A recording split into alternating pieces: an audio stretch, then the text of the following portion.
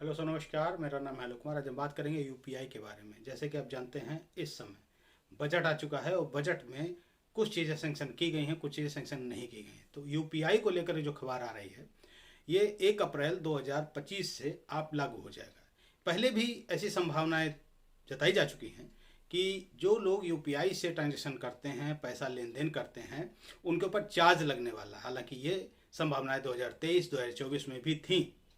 कुछ ऐप्स जो हैं आज भी आपसे पैसा ले रहे हैं। यहाँ पे मोबाइल रिचार्ज करते हैं तो आपसे कुछ परसेंटेज काटा जाता है, पेटीएम से रिचार्ज करते हैं तब भी आपका कुछ पैसा काटा जाता है। और इस समय क्रेडिट कार्ड के लेन देन पर लगभग कुछ बैंकें 5% का आपसे चार्ज भी ले रही हैं। लेकिन अब ये चार्ज बढ़ने वाला है, यानी यूपीआई से जो भी आप पैसा लेन देन करते हैं उस पर अब चार्ज बढ़ने वाले। घबराइए नहीं, पूरी बात बताएंगे। चैनल पर बने रहिएगा। पहली बार चैनल पर आए हैं, सब्सक्राइब करिएगा, वीडियो को शेयर जरूर करिएगा। बहुत ही जानकारी भरा वीडियो है और कहीं ना कहीं आपकी जेब से संबंधित है। तो बात करते हैं यूपीआई को लेकर के। हर व्यक्ति के पास जब से 2016 में नोटबंदी हुआ, नोटबंदी के बाद में सरकार एक ऐसा प्लेटफॉर्म लेके आई जिससे लोगों को सहूलियत ले और पैसा जेब में ना रखना पड़े, क्योंकि पैसा तो था ही नहीं, सारा पैसा तो बैंक ने जमा कर लिया था। अब लोगों का बैंक से ही ट्रांजैक्शन होना शुरू हो गया, जिसको सरकार और अन्य तमाम प्राइवेट कंपनियां भी इसको लेकर के आई, जिसको हम यूपीआई के नाम से जानते हैं। यानी कि भारत सरकार की तरफ से यूपीआई लाया गया और बाकी बैंकें अपने अपने तरीके से ये ट्रांजैक्शन करना शुरू कर दिया। हालांकि जब कभी कोई भी कंपनी स्टार्ट होती है तो सरकार उसको अनुदान करती है, यानी कि उसको सब्सिडी देती है।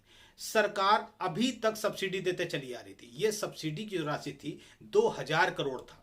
2000 करोड़ ये पैसा इन लोगों को दिया जाता था, जिससे कि हमारे ऊपर ये बोझ नहीं पड़ता था।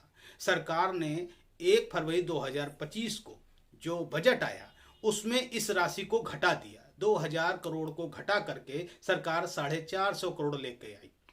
450 करोड़ रुपए में ये राशि कैसे पूरी हो सकती, यानी ये सब्सिडी कैसे पूरी हो सकती है? तो लिहाजा ये सच है कि 1 अप्रैल 2025 से अब ये चार्जेज आपके ऊपर थोपे जाएंगे। लेकिन ये चार्जेज उनके लिए हैं जो मर्चेंट को ट्रांसफर करते हैं। यानी कि हम आप अगर बैंक से डायरेक्ट यूपीआई के माध्यम से लेन देन करते हैं, आपस में लेन देन करते हैं, इस पे चार्ज नहीं लगेगा। ये चार्ज लगेगा जो आप कहीं सब्जी वाले को, परचून वाले को, मिठाई वाले को, दूध वाले को, इनको जो पेमेंट आप करते हैं, बारकोड स्कैन करके पेमेंट करते हैं, इस पर ये पेमेंट लगने वाला है। ये पेमेंट जो है 1.1% लगने वाला है। अभी भी कुछ बैंक्स और कुछ ऐप्सें 25 रुपया प्लस जीएसटी ले रही हैं और ये राशि बढ़ करके 50 रुपये प्लस जीएसटी होने वाली है।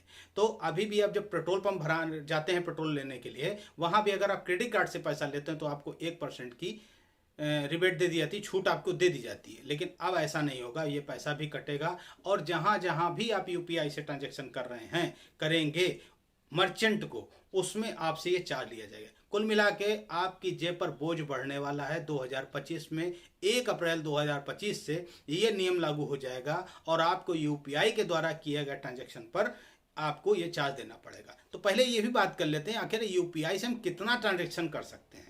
यूपीआई से अगर आप एक दिन में करना चाहेंगे तो 1 लाख रुपए भेज सकते हैं।